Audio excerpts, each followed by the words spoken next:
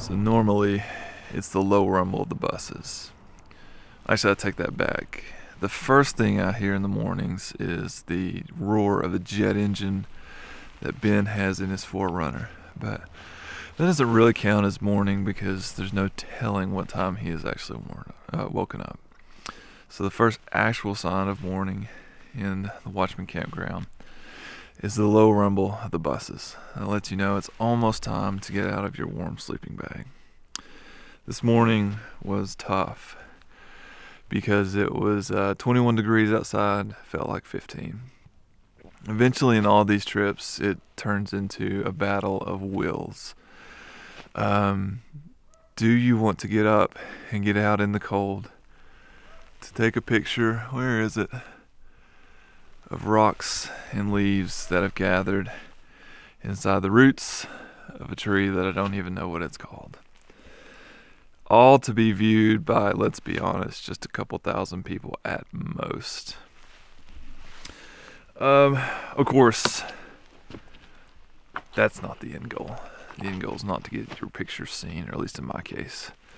It's to get out here, to enjoy the absolute and complete calm. Yesterday it was windy, today completely still.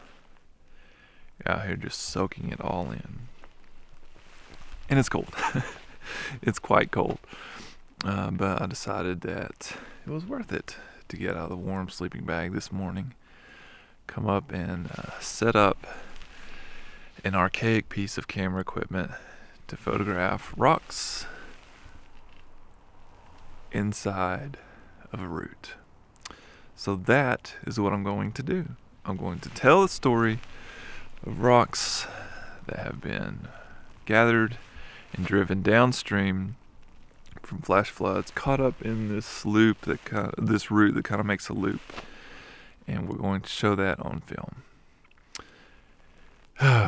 It's an interesting life, but like I said, battle of wills, and my will to take this image this morning was stronger than my will to stay warm. So let's get it done.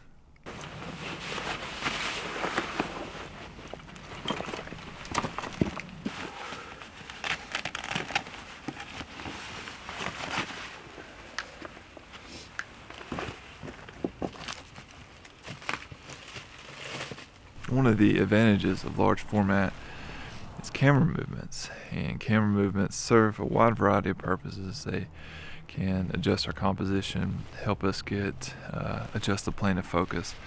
But I have found the most useful or the best use of camera movements is for little scenes like this where the camera is set up really close and the tripod legs are on rocky ground. So if you had to move your tripod to adjust the position of the camera, you'd have to adjust the tripod legs, which will become a hassle if you're fine-tuning composition.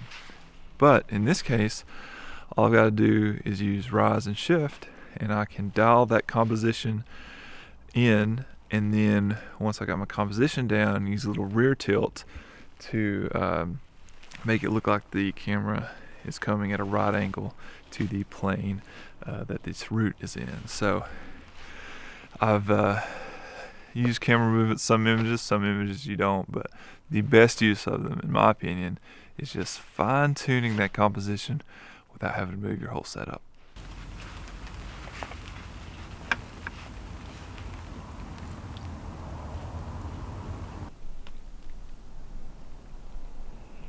So I just finished shooting second shot of the morning. There's a small yellow tree kind of framed behind it with pine trees to help the yellow really pop. And then behind that was that orange wall you see behind me. I didn't shoot any video of it because, well, I'm right next to a pretty major road. You'll hear cars. Sorry if that takes away the illusion of being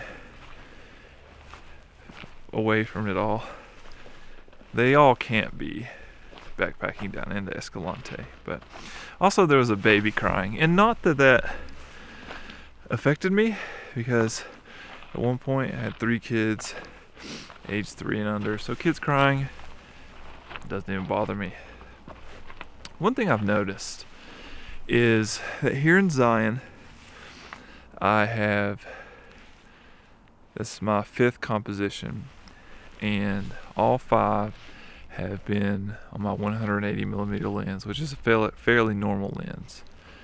When I was in Escalante, shot 2 shots on the 90, one on the 180, out of necessity. And I'm kind of curious, is shooting these wide angle scenes just part of being in a new place and wanting to take it all in, and then after you've seen all the wide scenes, you're more drawn to the normal lens stuff? Like, this is my 9th trip to Zion, so I'm wondering if that familiarity is kind of changing my eye for the place. Also, I've been putting a lot of things dead center in the composition this year, so I don't know if that's just the way I'm seeing things now, or if I'm changing as a photographer, but just some interesting observations I've made about my own work. So, nothing left to shoot this morning. I'm all out of Velvia, so I'm going to explore some, see if I can find stuff that would look good on black and white, or shots for the future, either later this year or when I inevitably return for trip number 10 to Zion. So that's pretty much how mornings here have worked for the past couple years. Scout, take some shots, come back the following day, take the shots you didn't get the first day, and then scout some more. It's rhythmical. Is that a word? But I feel it's led to some productive work and given me some structure to the days, which I feel that I need. So that's how my morning has gone.